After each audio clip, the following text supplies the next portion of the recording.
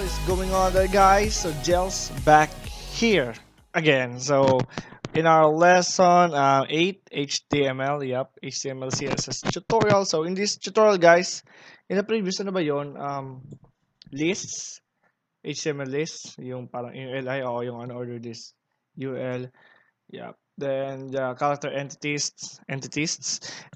So yun. So eto naman, guys, the HTML tables. So, ano ba yung tables ito? Basically, yung ano lang siya, guys, yung parang itsura like, alam niyo, naalala niyo yung table of elements, ganon. Table of, ano, yung multiplication table, so ganon, something like that. So, wala lang, isa siya sa mga common na ginagamit in, in front end, yung ganon. So, more on tables, like, for example, gagawa kayo ng, like something, menu sa isang website nyo, like, siyempre gusto nyo i-display yung mga pagkain, like ordering system ng pagkain. So,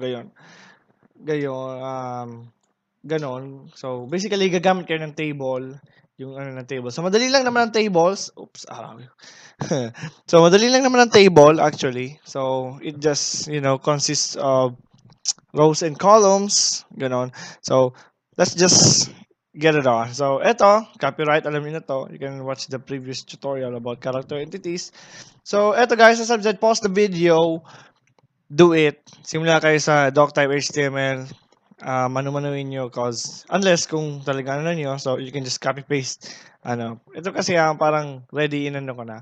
So, yun. So, eto, excuse me. So, paano ba simulan ang table? So, basically, kung meron tayong table, meron rin tayong table tag. Ay, isog lang ako.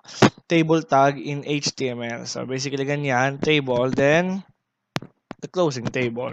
So, as I've said, tables, consist of what? Only consists of rows and columns.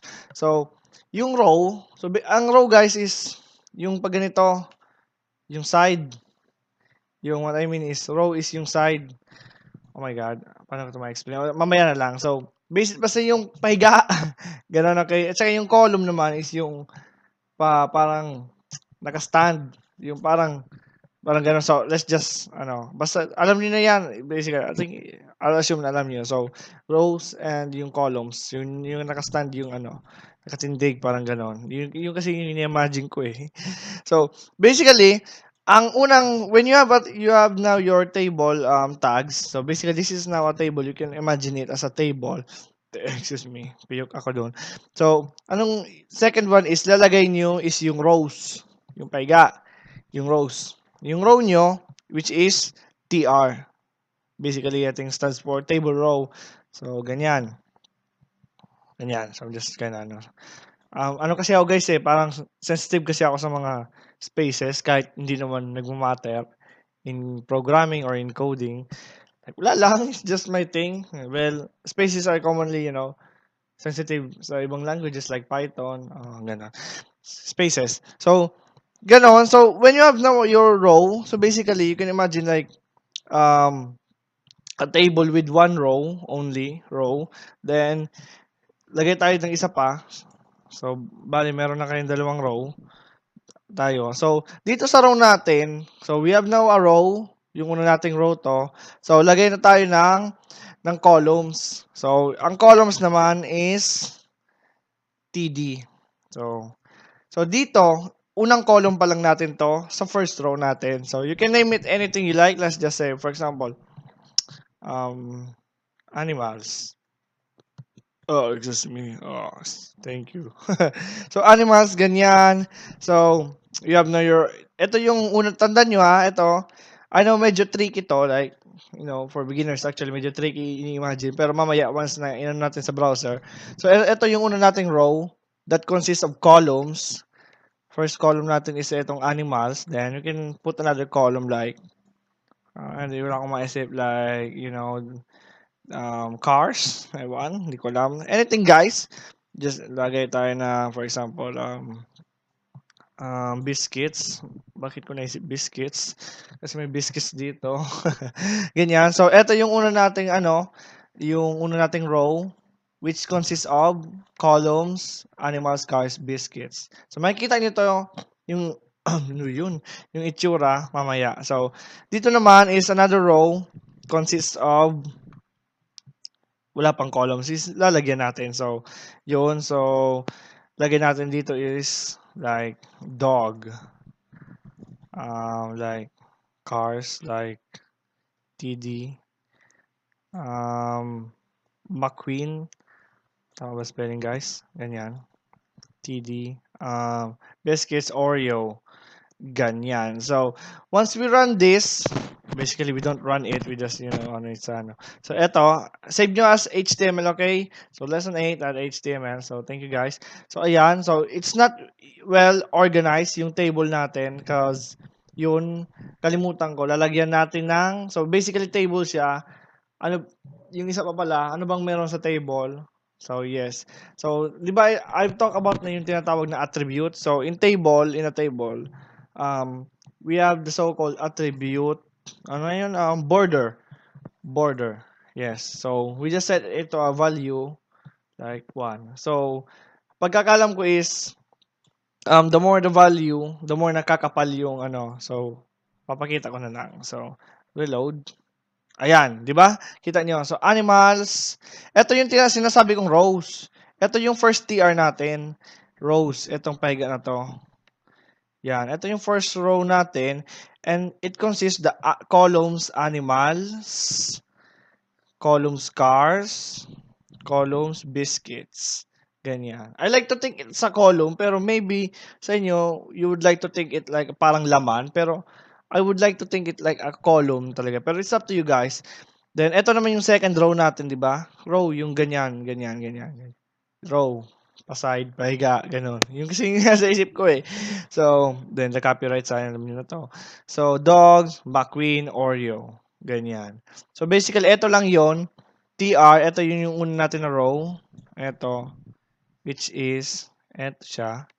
Una natin na row. Ganyan. So, hahaba yan guys. Depende kung lalagyan nyo pa. So, what if for example, I mean, lagyan pa natin ng columns.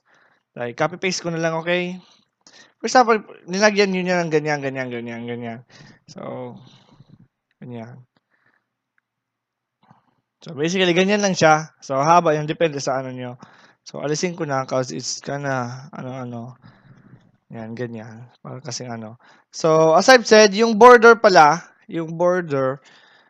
So, for example, lagyan natin is 50. What I think is kakapal siya. Oh, 'di ba guys? Oh, kumapal nga siya. So let's just put it like 10. Try natin 10. So ganon. So I recommend you guys again. So ganyan. So I recommend again. Marami pa tong attributes eh. May attributes rin yan dito for TR.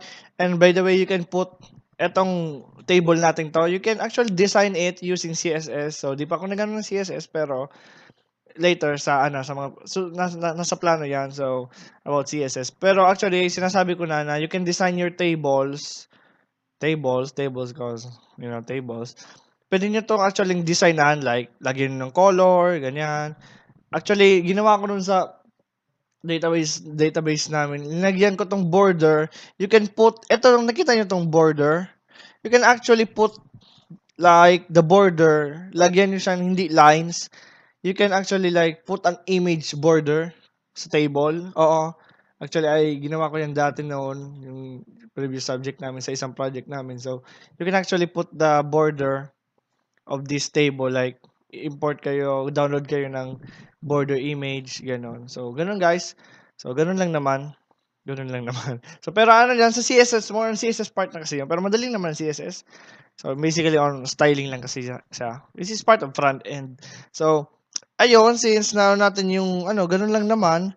So, and the last thing is, ngayon na ano ko. So, So, basically, TD, meron tayong TD, meron rin tayo ditong TH. So, TH stands for, I'm not really ano nito, pero it kinda, wala lang, kinda changes the font, like, to bold, I think. So, try to change yan to TH. And yeah. Well, it's just the same. Like, it's a column. So, it just changes the ano.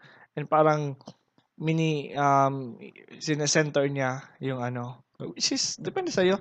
Ganyan. Kind of center, sinesenter niya yung text. So, yun. Ganun lang naman. So, basically guys, these are tables. So, you can actually add another. So, tandaan nyo, nasa loob siya ng, table, tag. Tag. Ganyan. So, for example, lagay kayo dito. Another row. So, lagay kayo dito ng, for example, frog. Ganyan. So, Mercedes. Tama spelling, guys. I don't know. So, cream O. Kasi may cream O dito. Ganyan. So, basically, it's just like that. So, ganyan. Another. So, yun guys. Thank you so much for this tutorial. So, yun lang naman. Basic tables. Again, yun.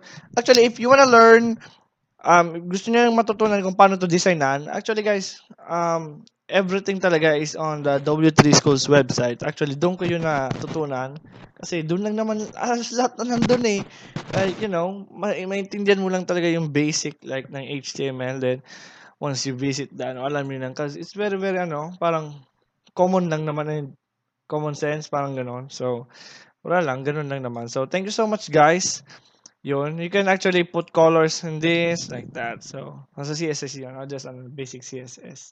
Ganon. So, yun guys, thank you so much for this tutorial. I hope to see you again in the next time. And don't forget to subscribe, and thanks a lot.